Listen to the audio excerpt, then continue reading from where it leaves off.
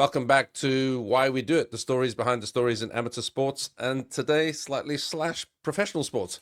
But we'll get around the edges of that as we go. Grant, Bashford, Bashy, good morning. You're in Durban, I think, in South Africa. How are you? Yeah, very good, thanks, Jim. You wouldn't say it's winter here in Durban. It's I've got a jacket on, but that's us Durbanites. It's probably 23 degrees, but it's a cold morning here for us. So you guys will hate us for that. And as we're about to talk about, I am heading over there in a week's time because in just under 2 weeks from now, the Kearsney College Founders Weekend is happening. I'm an old boy, and this is our 40th year, which is all relevant to how this podcast is going to play out. So yeah, talking about weather, coming out of the Scottish, where I'm in Edinburgh, just starting summer, where it's barely breaking 17, 18 degrees. It got up to about 19 yesterday. It was a massive high. We were all kind of suntanning. And now we're going to go, I'm going to spend a week in Durban kind of area where the winter's starting to set in. So that's not good planning for a holiday for when you're trying to get better weather, but hey ho. So as I was saying, Grant, we this is a bit of an interesting overlap podcast because I've actually got two podcasts going at the moment.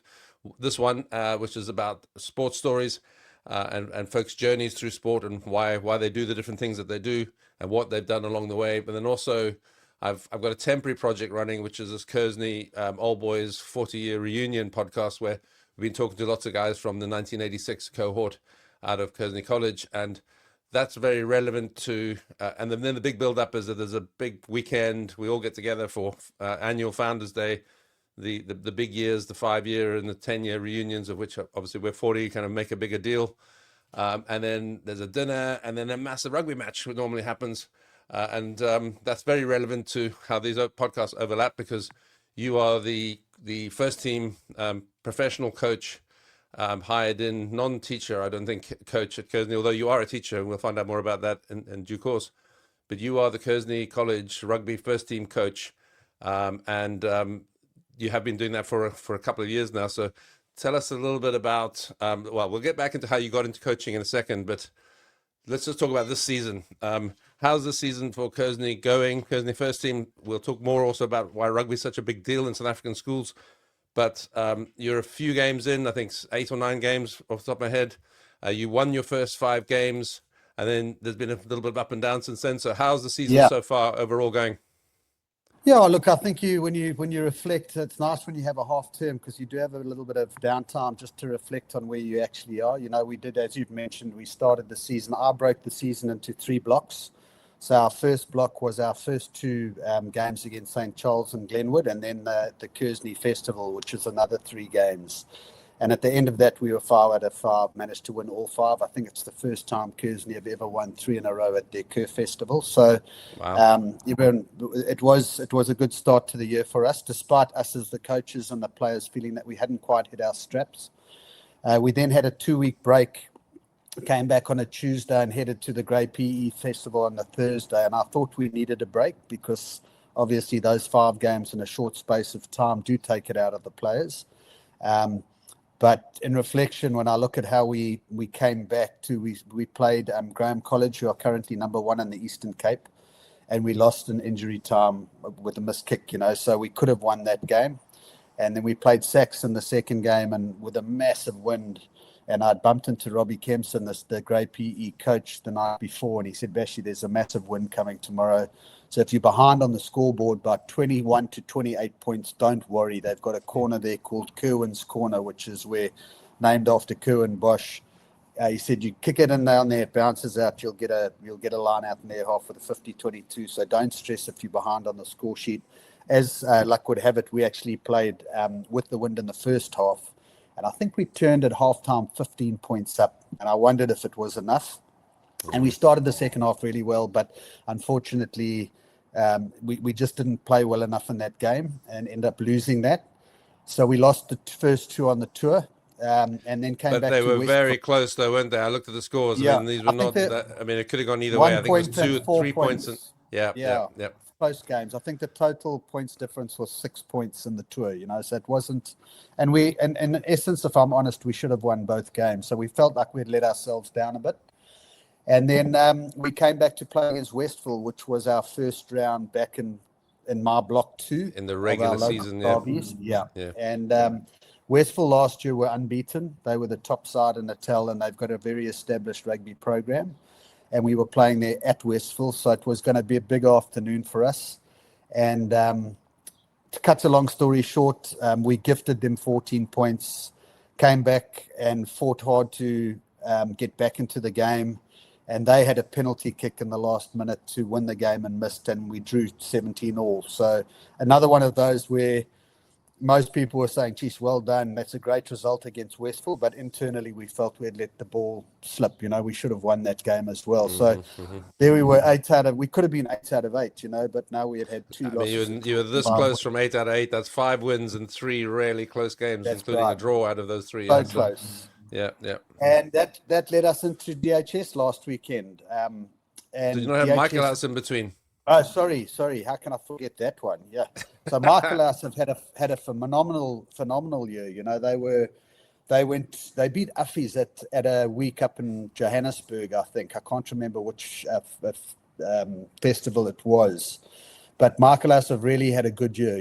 They've beaten a lot of the top Durban. I know they beat Northwood up there. They'd lost to DHS, but then they beat Uffies, and Uffies are ranked in the top 5 in the country and traditionally a real powerhouse of South African schools rugby. And they'd beaten them at a festival. So that kicked them off really well. And then they were ahead most of their Hilton first round fixture, and Hilton got a penalty in the last minute to kick it over and win by 1 point. And that was the week before we played them. Mm-hmm.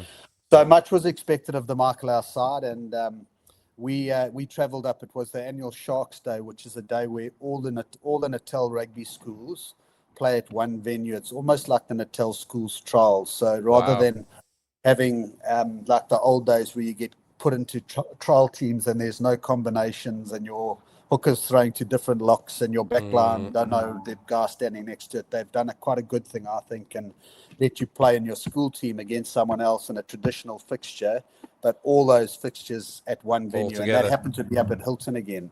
And previously it's been held at the stadium, but there was actually a Sharks game on that Saturday, so that's probably why it didn't happen.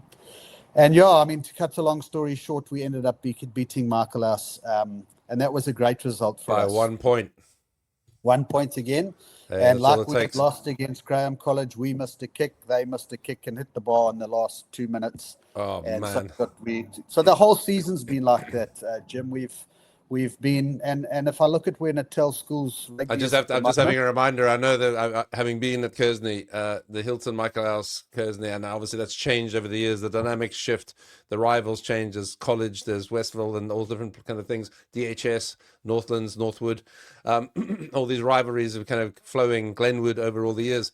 But just a 1 point win over Michael House, that must have been sweet. And it almost weirdly reminds me of Springboks, kind of three 1 point wins in a row. Cup. Yeah, the World Cup. So 1 point win, we'll take that. Exactly. Well, it's interesting. It's my second year coaching the Kearsney first team. And last year, obviously, everything in your first year, you're learning a lot about how the school functions and that type of stuff.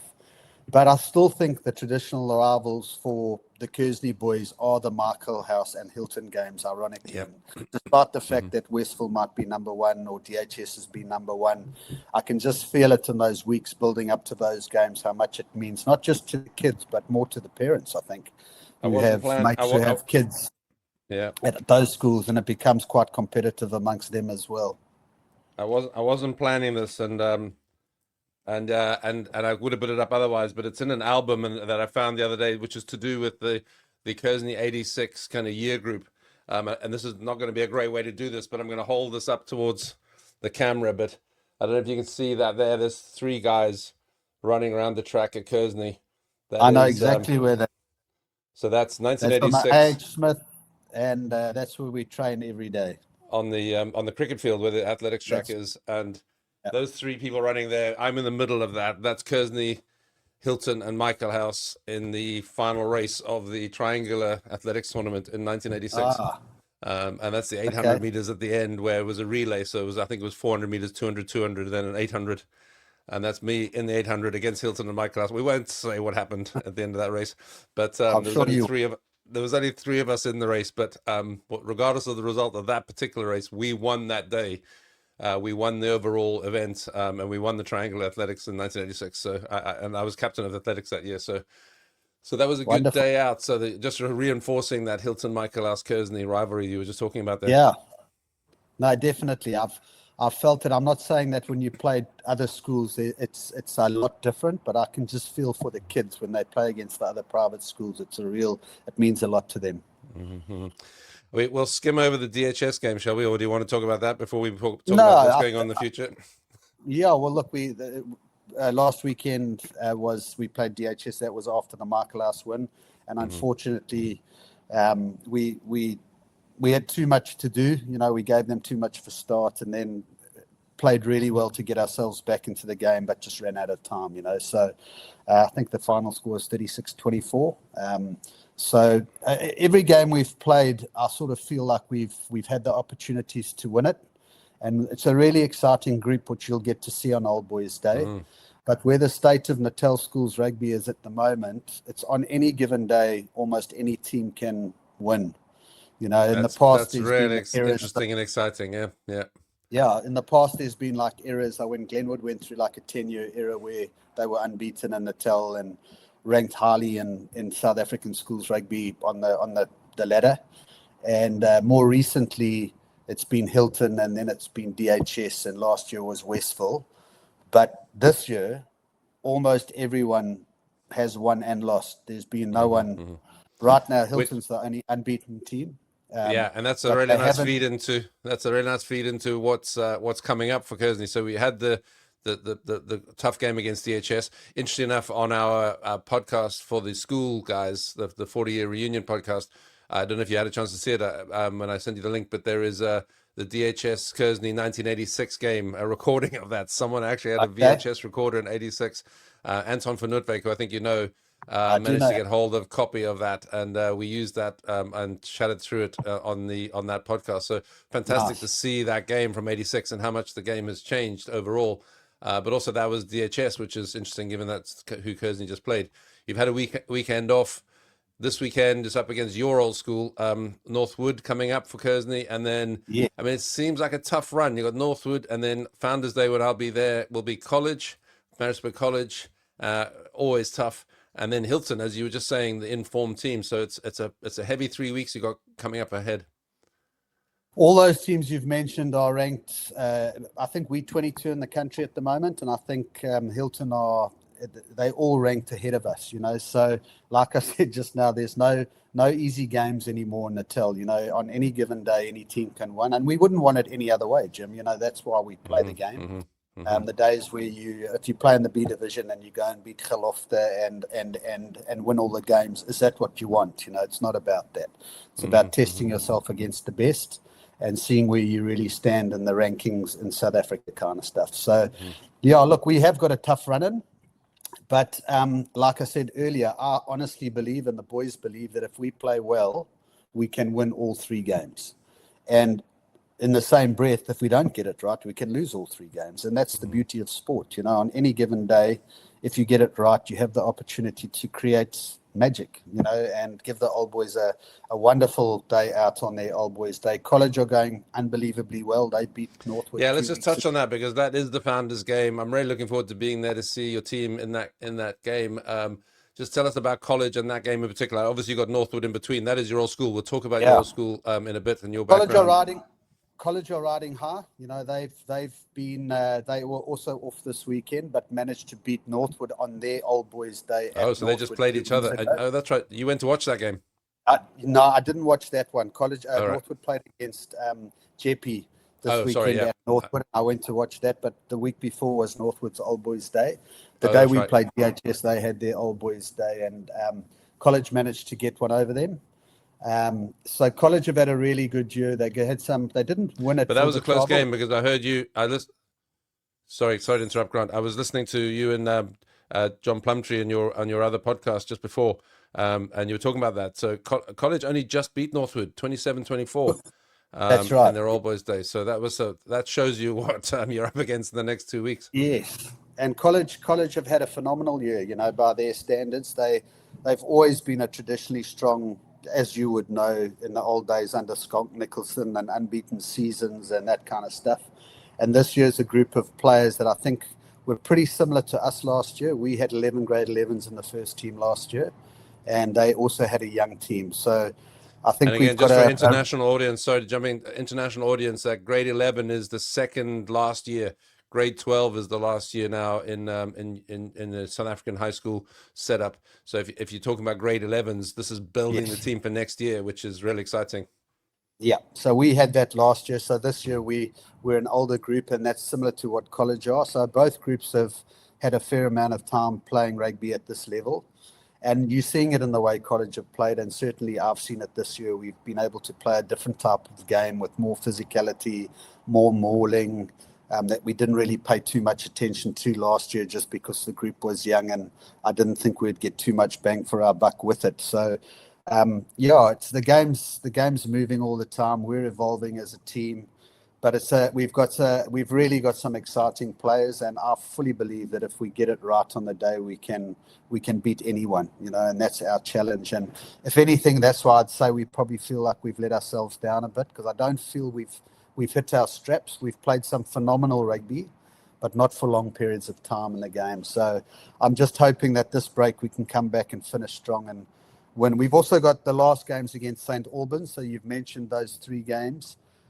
So starting this weekend with Northwood, and then we go to College, and then we go to Hilton, and then our last game's against St. Albans. So that comes around really quickly, and that's the end of the rugby season, So wow, that's not long. It seems like it's barely fast. started. Yeah, well, we played 2 games in the first term, and then we went to 2 festivals, and that's the whole second term is full on rugby. And soccer's now a major sport in South Africa, which is a bit different to probably when you were involved at Kearsney. The third term becomes a soccer term. We didn't have a soccer team. And that's right. But it's a really popular sport at schools. So there's only 3 schools, I think, in Natal that now play third term rugby. And the rest of the guys they go into either, it's generally the main soccer term, which is massive at schoolboys. Yeah, and talking about I'm very conscious of, I'm almost playing to 2 audiences here. I'm talking to kind of very South African schools orientated people who will know a lot of this and will be really into the details of this. So hopefully we've catered for them. But this podcast on the sports side, it's very international, predominantly UK because of where I am. A lot of the people before I've been guests on here are generally people I'm friends with or know. There's a kind of element of kind of not really understanding a lot of what you and I are just talking about there in that detail. So if we switch a bit to people who maybe not that familiar with what we've just been talking about, can you just give us an overview of how the South African schools rugby game has changed? And you and I were a year apart at school based on your CV. I think you were the year ahead of us down the road and down in Durban. And you obviously will hear in a second about what you went on to do in terms of your own sport, which is really impressive. But things have changed so much, and we used to have up until recently, I guess there's been a lot of school teachers whose second job was to run rugby or to run the first team in particular. But the concept of a director of rugby at schools is now well established. And I think the idea of having a teacher who's a maths or science teacher who does the first team on the sidelines is completely gone. People like you are well established as the full-time kind of coaches, and I know you have a director of rugby at Kearsney with Keegan, but just can you tell us how much the whole game's changed at school level? And just the final bit to set this question up, I was really interested to hear John Plumtree and your other podcast talk about the fact that at that game you were, which one was it? Was it there was a game you were talking about that had happened. Maybe I think it was the Old Boys game at Northwood College. At Northwood, there was a bigger crowd at that game than there was 10 to 15,000 people. Yeah. There was a bigger crowd there than there was down the road at the Sharks game. Yeah. So that just shows you what's happening in schoolboy rugby. So give us an oversight if you're talking to someone who doesn't understand or know all of that. What's happened to the school game in the last kind of 30 to 40 years? Well, I think it's not even that far apart. Probably the last 10, 12 years, I'd say, is where it's all changed. So you're quite right. I mean, our rugby coach at Northwood and Northlands in my time and your time there at Kearsney, I remember Borenstein's done a fantastic job in the past, and Kevin Smith might have been the guy that was there when you guys were. Freddie Cox and then Kevin Smith. Freddie Cox, they're legends of Kearsney, and and they were teaching like I did. I started as a school teacher and coaching the first team at Northwood in my early teaching days. And what's changed really, I'd say, with professional sports, the biggest group that's taken our hammering has been our traditional club rugby. So schoolboy rugby sort of become, it's a R1 billion industry there. I read a thing the other day. By the time you add your coaches and your conditioning staff and your medical staff and your scholarships and your everything that goes with the professional school environment, it's a R1 billion industry in South Africa at the moment. And many would go as far as to say that that's why South African rugby is like it is. I think that off the top of my head, I think that's 50 million pounds. Just doing a quick conversion, I might be wrong there, but 50 million pound industry at schoolboy rugby. So if you look at, we played Westville, I think 2 weeks ago. We were talking about it just now. When we played Westville last year, there was a young fullback called Sikunila Siyaya. Now, in the last 2 weeks, he was playing for the Sharks in the URC 2 weeks ago. So these kids are coming out of school and marching straight into professional rugby because they have the ability. They've come through a system where they've been training properly for the last 5 to 6 years. They've been well conditioned in the gyms, and they're not just arriving at URC level and surviving. I think he was man of the match in the last game and definitely stamped his authority on an overseas trip. So, and he's not alone. There's a number of these school kids that come out of school, are junior contracted by unions and end up playing professional rugby sometimes before they even get to their junior ranks. So they might play for the Sharks. CA has never played for the Natal under 21 side, but he's played for them at URC level. So the involvement and the professionalism of the school game now is unbelievable, and it's at the demise, as I said, of club rugby. A couple of years ago, I was coaching the Russian national team when the war started. So our contracts got suspended and I had to come back home. And my old club Crusaders said, want to come down and help them. And I had the time, so I did. And it was really quite sad to see how the club game had slid, and if you think as a professional, as a schoolboy, whether you play first team, second team, or under 16 at Kearsney, I mean, your life on a Saturday, you arrive, you have a physio that'll come and strap you up. You'll have all the stuff that you need to run onto the field.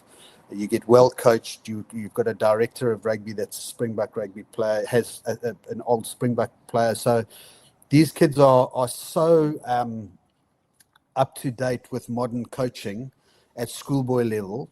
And for the majority of them, when they finish playing first team, unless they kick on to get a scholarship or a contract somewhere else, it'll be the highest level of rugby they ever play, because going from that to club is actually almost a backward step. In Natal at the moment, I think the College Rovers have been high-flying for the last 10 years. And there's one other club, always, it might be Crusaders one year or Collegians the next year, but the difference between the best and the rest in the league is so vast and so big. Mm-hmm. So unless you're jumping from game school, has been killed. From professionals. So the schools have embraced professionalism and they've chased it, and obviously your provincial teams and your national teams are as good as they get. But your feeder system, I mean, you could go and watch any schoolboy game on a weekend, and we're seeing it with these scouts that come from all around the world to watch schoolboy games and are signing players straight into contracts abroad. And they're not even getting to a lot of the provinces in South Africa anymore. They're heading overseas at a very young age. Yeah, there's so many things that are coming out of what you're saying there. Questions kind of firing off in all directions in my head.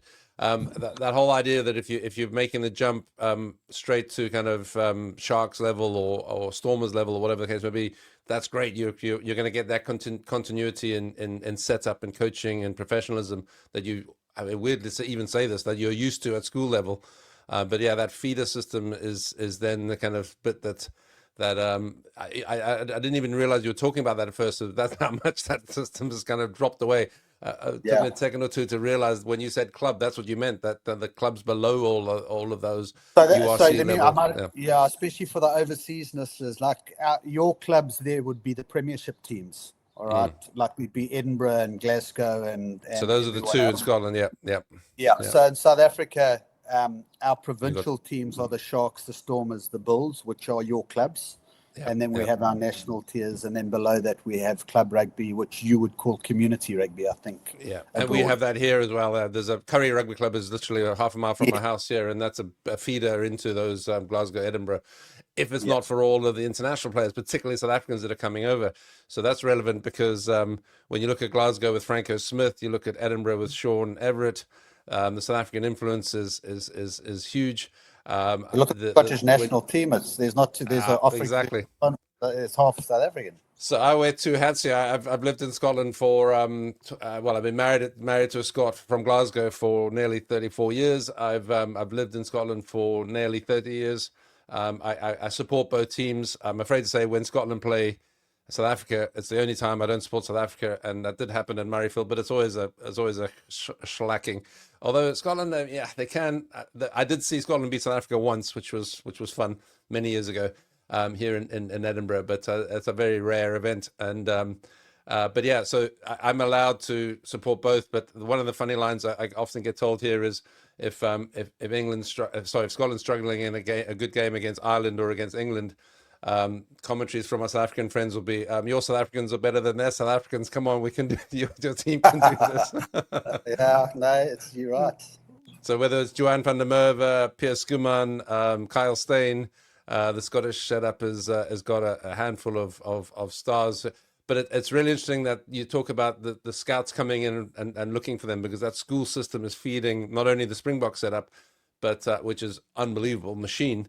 But also particularly European, UK, Irish kind of audience where there's a real interest in these players. What's your thoughts on are these folks guys that who realize they're not quite going to make it into the Springbok setup, or are they just attracted to going to do something somewhere else? I think for a lot of the kids, the attraction of traveling after school or something like that does add value. In the past, I want to be careful what I say now, because it's not meant to sound like this. In the past, with the quota system, a lot of white South African kids felt that they weren't going to get an opportunity. Right. Yeah. But those days are long gone in South Africa. Our quality of our players of colour are all on merit, and there is no quota system at schoolboy level. But if you look at every first team around the country, they're full of players of colour. So the transformation of rugby in South Africa has been phenomenal, the way it's actually transpired, and Russie's done a great job at the national level with how he's integrated. I was literally going to say Russie and culture. Russie's culture just oozes through the whole thing, doesn't it? Yeah. So we no longer have that issue about that kind of stuff. Those days are gone here, in my opinion, in South Africa. And the players that are selected are done so on merit. It is like that. It's no other way to look at it. But so for me, the value that those kids get is they still a bit like us. Like in our day, when we finished school, we either went to the army, or we went to university. That was our choice. And then every now and then, one of your mates would end up going on a gap year and travel. But that gap year travel thing has become more and more popular in South Africa, with no army available. So some of the kids are finishing school at 17, others at 18, and they're seeing a gap to go and just experience some travel. I've got a couple of my last year's first team guys, Joey Rowlands being one, who's currently playing in Scotland. So they've gone abroad to go and play rugby and just work in a pub and play club rugby and see where it takes them. And I've got another kid this year that's really keen to do it, Keanu Williamson, my 12. He's looking. I actually spoke to Sean Everett about it a couple of days ago, just to see if there's some opportunities for the boys abroad to go and get the experience of playing overseas. Brilliant. So it's not just the rugby, it's about the experience of traveling overall, like you've experienced. Exactly. And if you've got that sort of way and feeling inside you, and then an agent comes up and says, well, what about coming and giving it a go in Scotland or France or the UK?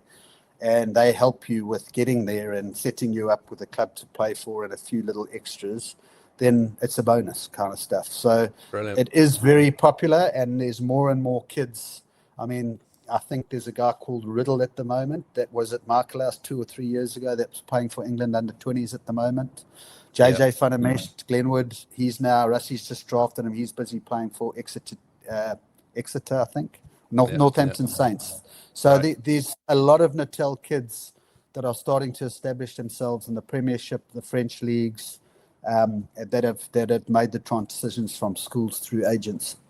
Awesome. And scouts. Bashy, time is absolutely flying. I could probably talk to you about another 2 hours about all this stuff because we haven't talked about the Springboks. I've got a question about the Springboks. We'll park that. We don't have time.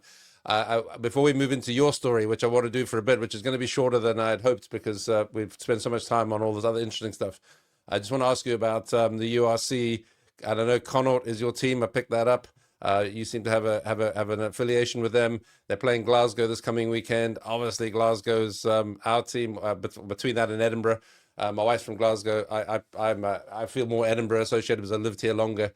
They haven't done quite as well this year, but Glasgow, Connaught. Ooh, what do you think? So my affiliation with Connaught is not really the club itself; it's the coach, Stuart Lancaster. So he coached. Oh, okay. I met Stuart a number of times, and he's a phenomenal coach. So when he got bombed as the English coach and ended up taking a break from rugby, and then ended up going to Leinster. And from a lot of the people that I've chatted to in rugby circles, he was sort of played a massive role in creating the Edinburgh that we see today. Not Edinburgh, Leinster. The Leinster side that we see today, and he's now joined Connaught, and it's his first season with them. And the way they're playing, I really enjoy the way they're playing. So his name stamped all over the way they're playing, and that's what I've enjoyed about Connaught. And they've had to get into the top 8. They've pretty much been playing finals for the last 3 or 4 weeks. Because if they drop the ball, they're gone. And it was so tight going into this last weekend that there could have been so many permutations who was going to be in the top 8. And they were always one of those teams that potentially wasn't going to make it. But somehow they found a way. They picked up 5 points last weekend to qualify at the demise of Ulster that fell out. So they were a kind of team. And I'm not saying, I think I said on the show the other day, I can't see Glasgow losing, but it's one of those, if you're coaching Glasgow, you're not sleeping well because you've got a hell of a game coming. Well, all of these games are going to be tough. I mean, flashes of Glasgow winning the URC finals was it 2 or 3 years ago in Pretoria? I mean, they're probably remembering that and trying to channel that as they go through these last few games. Anyway, Bashy, let's go. Let's change tack completely. And this is not how I was expecting this to turn out because we've done so much more on that. But it's been absolutely fascinating. So thank you so much. But let's talk about you and your background. Just take us back to school, what you were doing in Durban, what interests you in sport. I mean, obviously, you played cricket and rugby at a very high level. Just talk us through your school and into sport and what it was about sport in general that grabbed you and got you going. You know what? I think I'm like most South African kids in our era.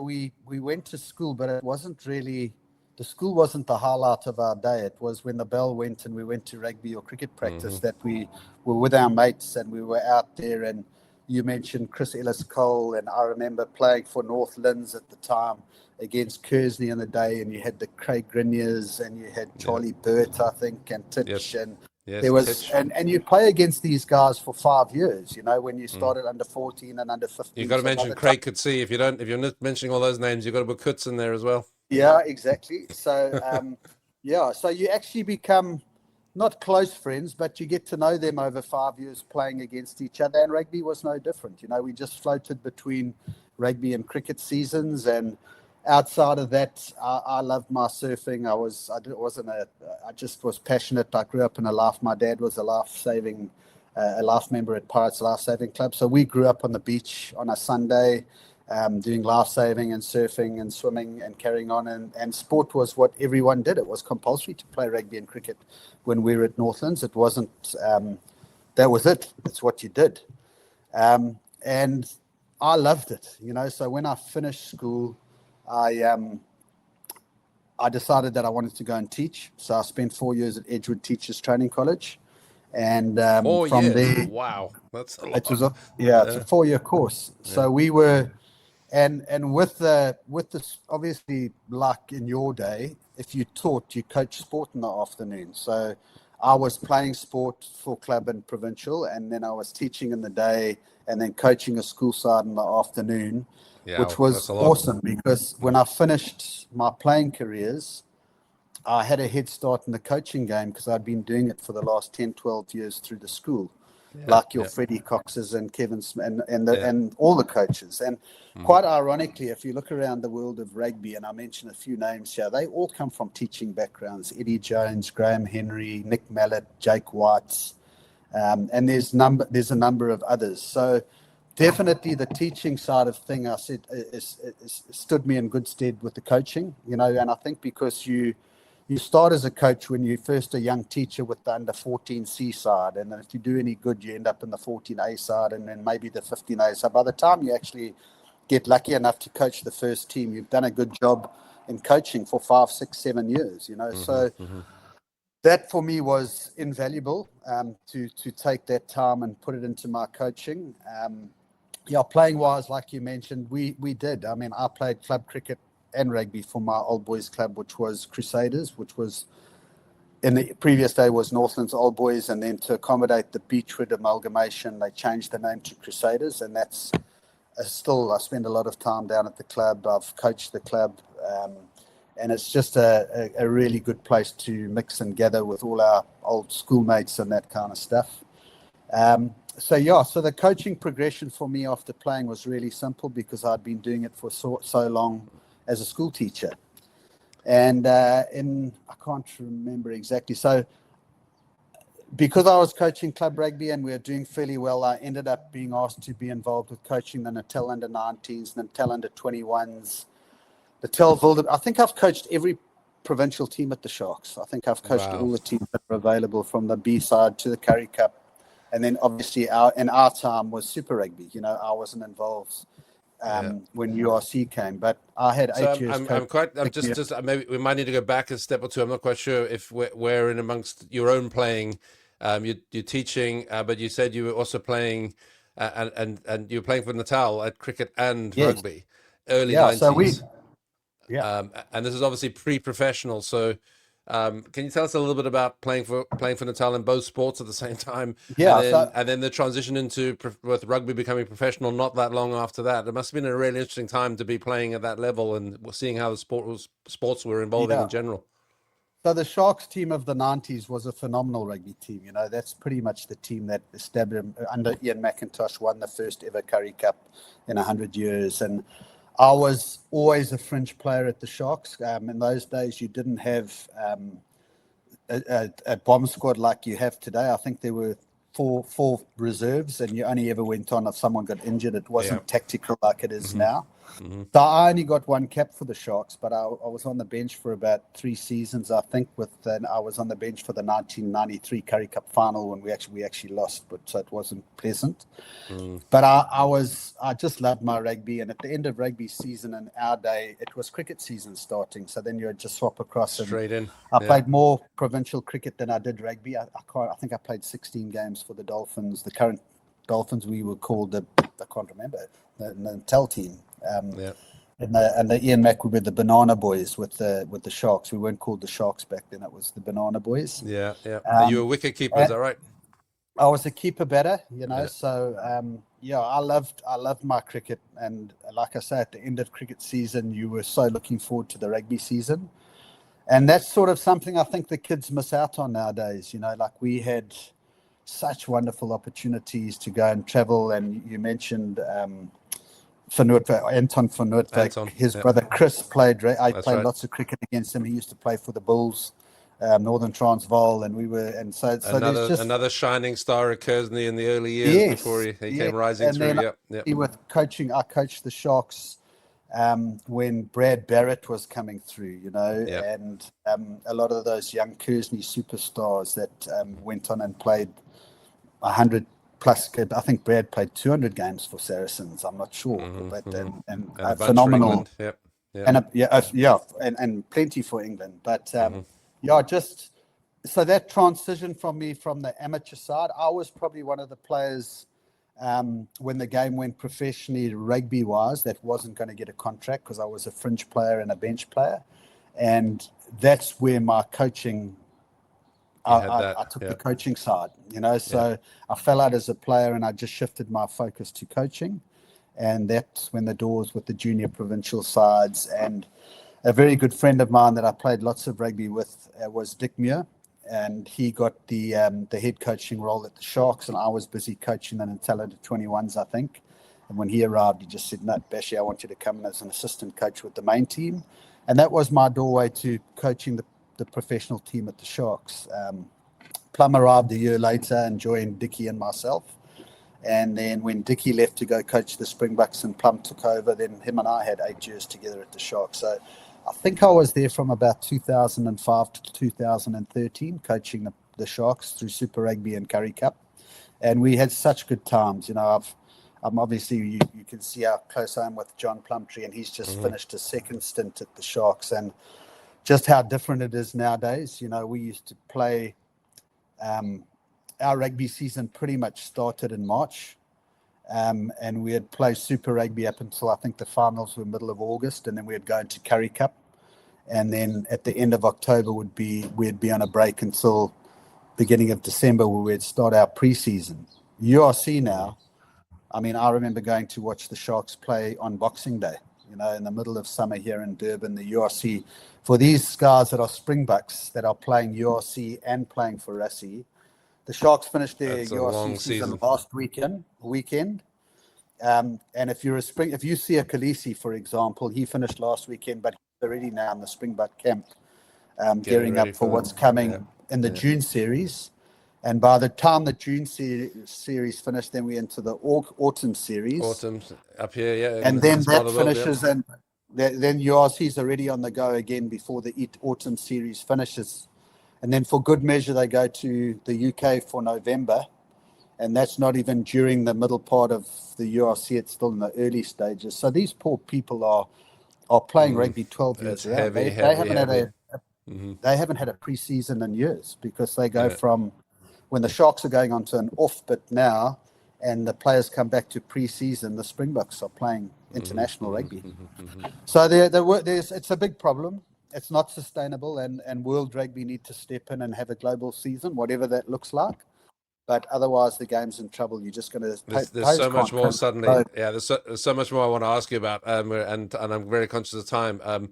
So I will sneak this in, but with a quick question, quick answer. The URC, the future of URC. I seem to read something that the South African teams are not so sure about that anymore. Do you think that's sustainable? It's the URC. I think the URC will stay, because I think there's good money to be made in URC. Right. Okay. All right, and the travel perspective is a whole lot easier for us in South Africa than straight up and down. Yep. And time differences, so for broadcasting rights and all that kind of stuff, it's a good business model. The one that they're talking about is the Champions Cup, the one that was played this weekend. Yeah. All right. So that's as a South African franchise, where your money's not as it doesn't go as far as the rich overseas clubs.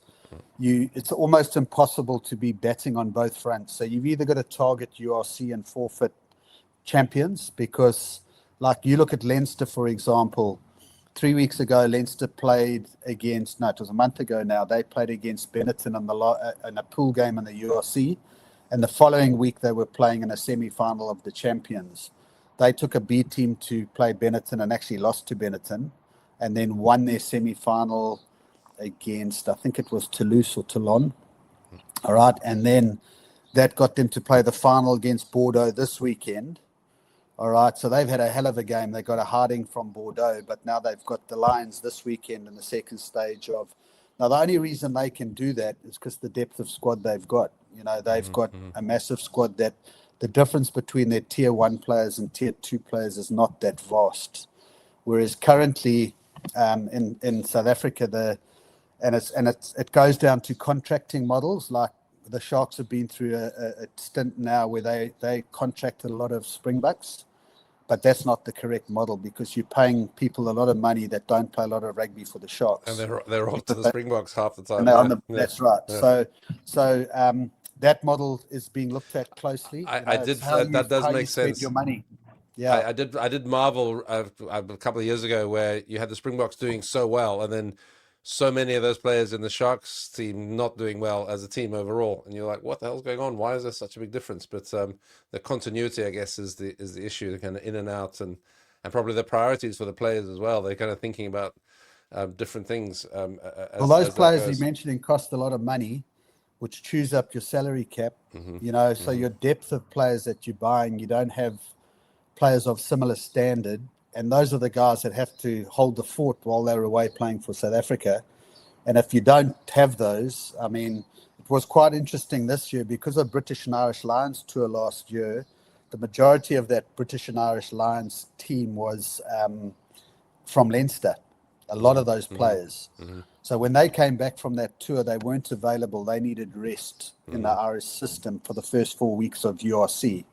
And Leinster lost the first 4 rounds of URC for the first time in their history, I think. Because they didn't have them. So we go through that every year. So when our box finish at the end of your tours, at the beginning of our season, which will be in, I think the URC starts in about August again, the box will have come off the All Blacks, England, Scotland, Wales, at the end of the URC season. So they'll get a rest, which means the Sharks will play without their Springboks in the first few rounds. And then if you catch away games against Bordeaux, not Bordeaux in the URC, but Leinster, those kind of teams, it's a tough ask, Yeah. So you almost have to target the competitions. You can't be, no South African side will win the champions in the current models that we're in. That's what the South Africans are talking about at the moment. I remember marveling at the logistics of it all. In 2024, my wife and I went on holiday to Cape Town, and we flew out of Edinburgh via the Middle East straight into Cape Town.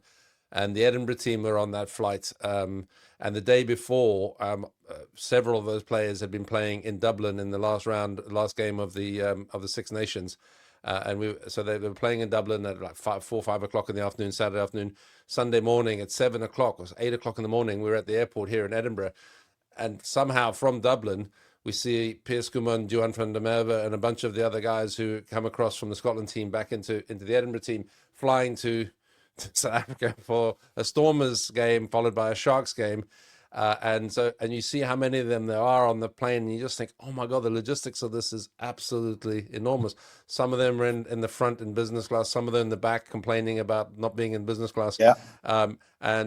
You get over there, and then they played those 2 games. We came home from our holiday, and they got back to Scotland, only to find that they were then in the first round of the knockouts, going back to the Sharks.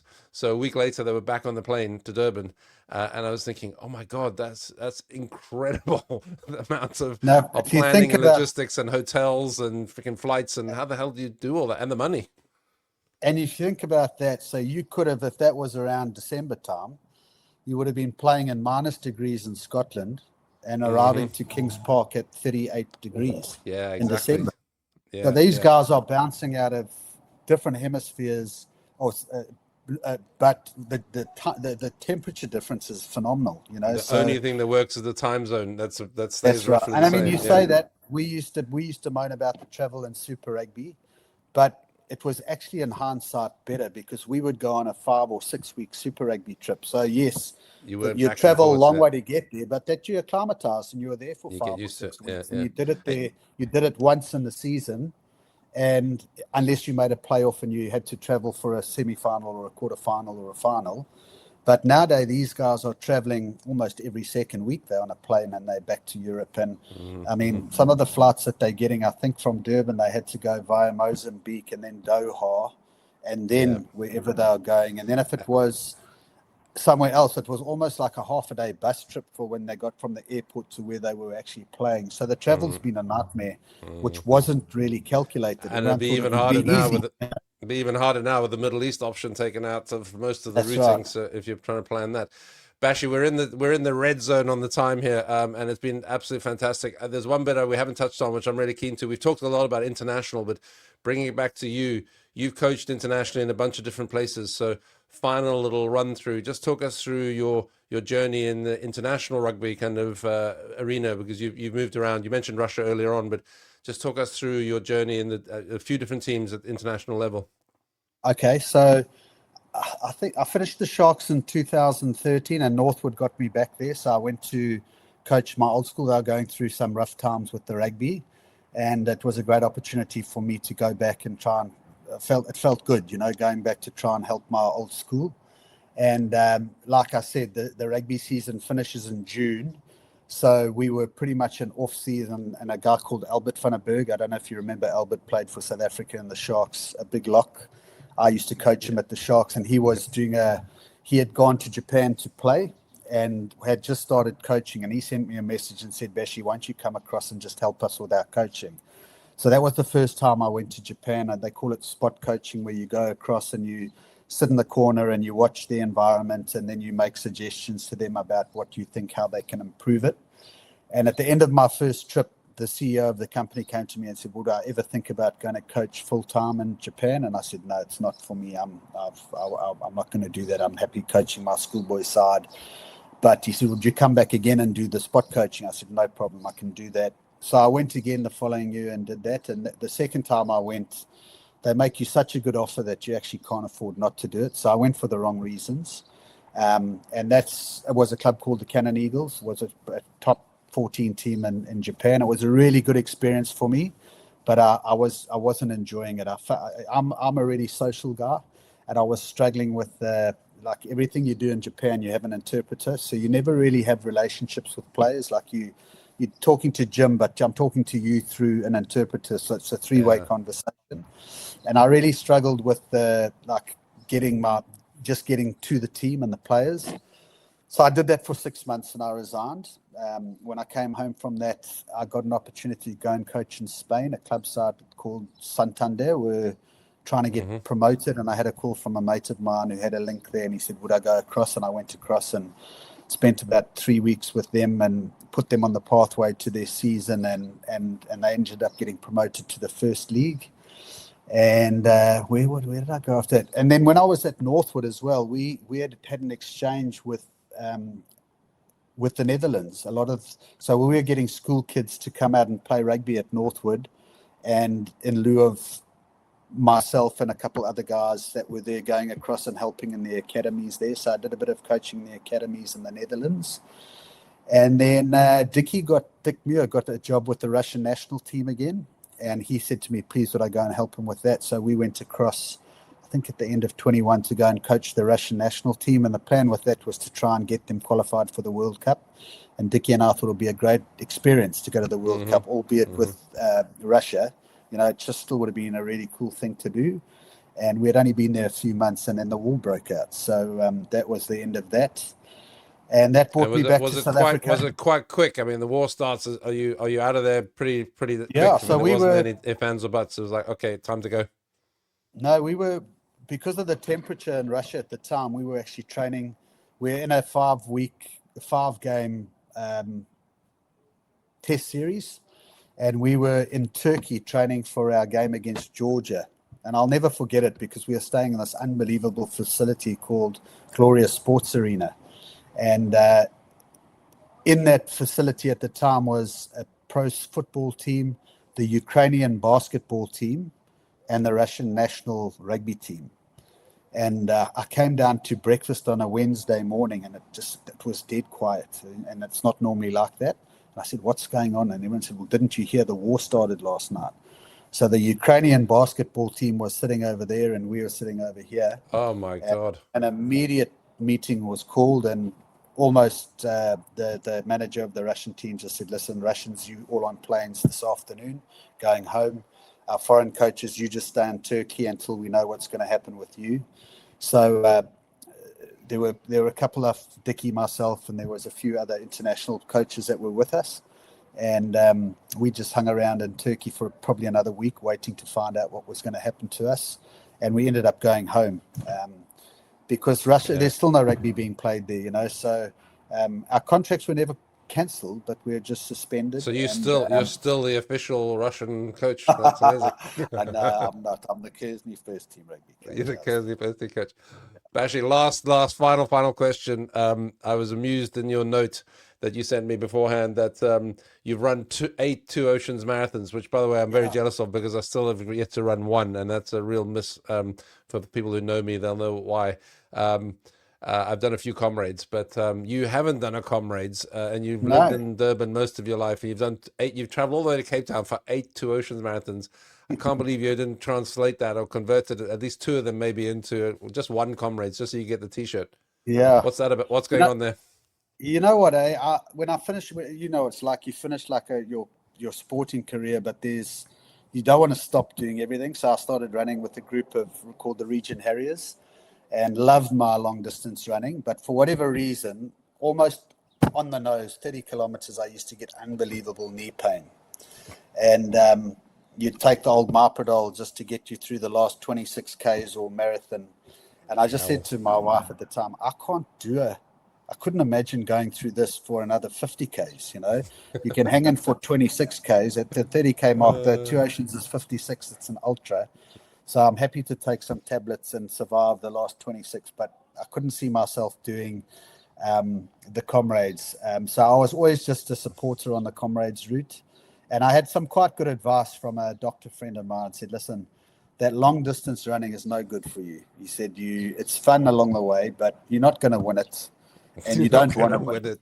So just don't do the long distance stuff, So ironically, I didn't stop doing. I wanted to do at least 10 Two Oceans, but my rugby coaching career, because we often ended up touring New Zealand at the same time as the Two Oceans, which is the Easter weekend in the Cape.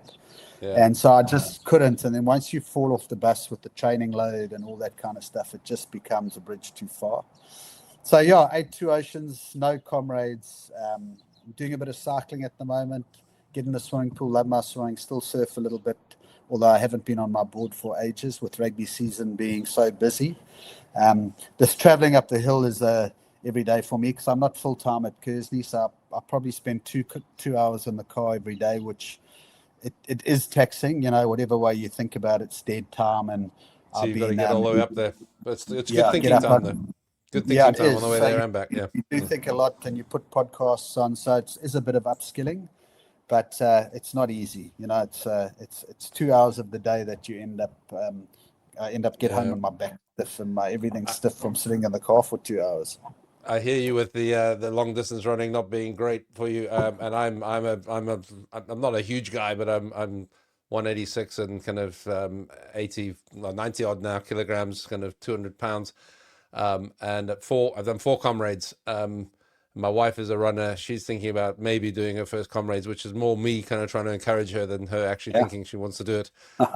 And the idea of having been at Kearsney and watching the race go past every year. And obviously, I was a runner at school, but it was more middle distance was my thing, not long. Kearsney have a massive station outside the school. Yeah, and it's fantastic running through it. So I stood outside the school gate watching the race for years as a schoolboy. I've run through it 4 times, and it's amazing. You get your maroon balloon, and they all go crazy. And to do that with my wife would be amazing. So we're half thinking about it for 2027, but I might need some advice on which little juju pills to take to get me my knees through the second half. Well, you'll notice a big change at the Kearsney front gates. They've I heard, it's completely different. Alterations there, and it's really looking good, man. So you're going to enjoy your trip up here next week, and I'm looking forward to seeing. You've mentioned Chris Ellis-Cole. I haven't seen him for a while, and there's a bunch of our guys are going to be there. Anton, a lot of the 86 guys, all those guys, yeah. So I can't wait to see you. I can't wait to watch this game. I can't wait to catch up with all those guys traveling in just over a week's time. Thank you so much for coming on. I really appreciate it. It's been fantastic talking to you. I literally could have done another 2 hours. There's so many questions I haven't asked. So maybe over a beer in the Old Boys Club, I can hit you with 1 or 2 more, but out of just pure interest for my own selfishness. But brilliant. Thank you so much, Bashy. All the best this week with the guys. Good luck in the game this weekend against your old alma mater. And then obviously the week after, even bigger for us as Founders Days. Thanks, Jim. And I can tell you one thing. I don't know what's going to happen in the game, but those kids get so excited for that Old Boys Day, and they'll rather take a bullet than let you guys down. So maybe a really exciting for you. We'll be with them there, shouting and cheering, and a win against College would just be an awesome way to round that day off. So fingers crossed. Wonderful. Good, All Jim. the best, mate. Cheers. Thank you so much again. All the best. Catch you later. Bye-bye. Bye.